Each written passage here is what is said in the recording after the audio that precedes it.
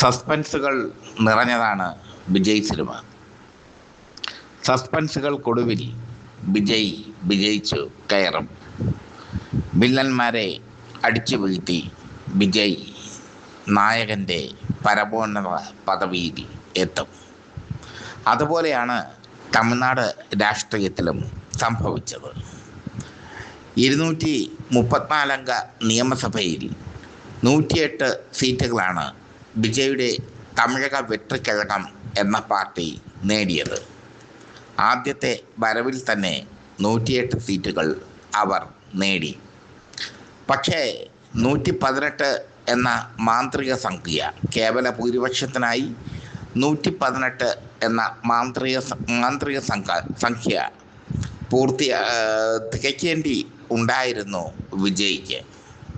പക്ഷേ 118 എന്ന മാന്ത്രിക സംഖ്യ തികയ്ക്കാൻ വിജയ്ക്ക് വലിയ കടമ്പകൾ കടക്കേണ്ടി വന്നു. അവിടെ വിജയ്ക്ക് കൈ കൊടുത്തിരിക്കുന്നു കോൺഗ്രസും CPM-ഉം CPI-യും മുസ്ലിം ലീഗും. ഇതോടുകൂടി 118 സീറ്റെന്ന കേവല ഭൂരിപക്ഷം വിജയ് നേടിയിരിക്കുന്നു. വിജയ് അധികാരത്തിലെത്തുന്നത് തടയാൻ DMK-യും AIADMK-യും ഒരുമിക്കാൻ തീരുമാനിച്ചു. അങ്ങനെ പല വിധത്തിലുള്ള നാടകീയ സംഭവ വികാസങ്ങൾ അവിടെ നടന്നു.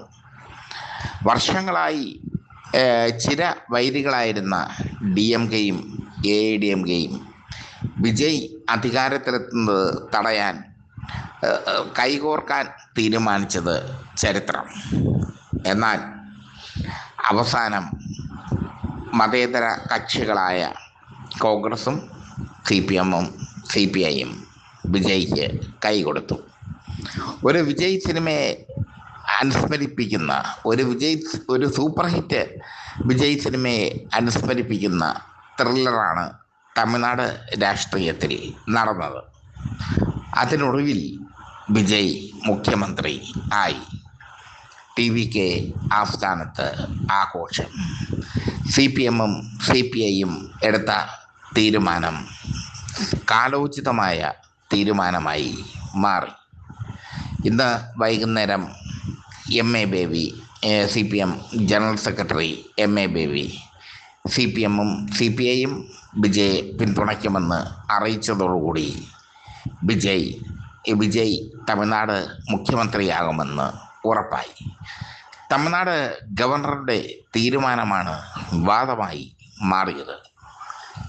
വിജയ് കേവല ഭൂരിപക്ഷമുണ്ട്, കൂട്ടുകക്ഷി മന്ത്രിസഭ രൂപീകരിക്കണം എന്ന ആവശ്യവുമായി എത്തിയിട്ടും തമിഴ്നാട് ഗവർണർ വിജയെ മടക്കി അയക്കുകയായിരുന്നു. അദ്ദേഹം അവിടെ രാഷ്ട്രീയം കളിച്ചു എന്നാണ് TVK-യുടെ ആരോപണം. എന്നാൽ വിജയ് സർവശക്തനായി തിരിച്ചു വരുന്ന കാഴ്ചയാണ് കണ്ടത്.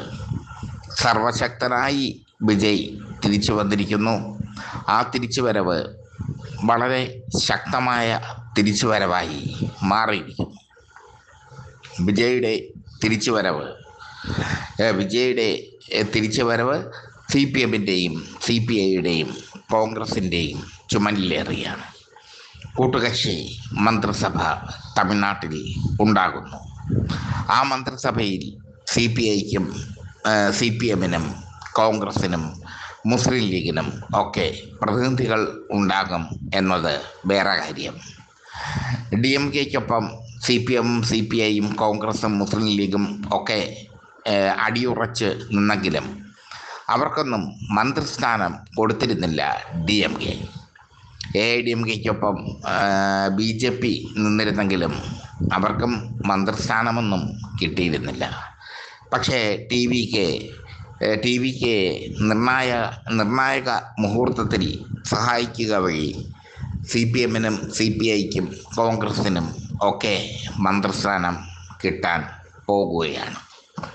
വിജയ് തമിഴ്നാട് രാഷ്ട്രീയത്തിൽ മറ്റൊരു MGR-ആയി മാറിയിരിക്കുന്നു.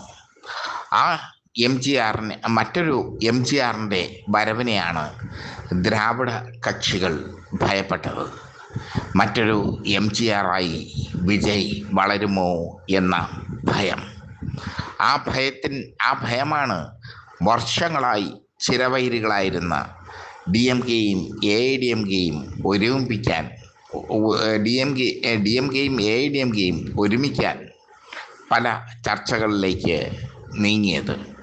എന്തായാലും അതിനെയൊക്കെ തകിടം മറിച്ചുകൊണ്ട് നായകനായി, ദളപതിയായി, തലൈവറായി വിജയ് ഉദിച്ച് ഉയർന്നിരിക്കുന്നു. വിജയ് തമിഴ്നാട് മുഖ്യമന്ത്രി.